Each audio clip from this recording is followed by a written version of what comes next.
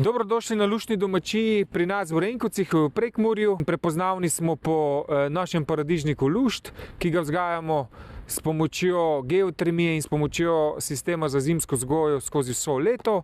Da pa ga lahko ubiramo v teh hladnih zimskih mesecih, pa predlagam, da gremo pogledat način naše vzgoje. Mi naš paradižnik zasajamo v rastlinjaku v Renkovcih konec januarja, v rastlinjaku v Polani pa konec oktobra. Mi dobimo 10 tednov stare sadike, ki jih potem zasadimo v naravno mešanico šota in kokosovih vlaken, tako imenovani organski substrat. Nekje po 9-10 tednih pričnemo s prvim ubiranjem paradižnikov.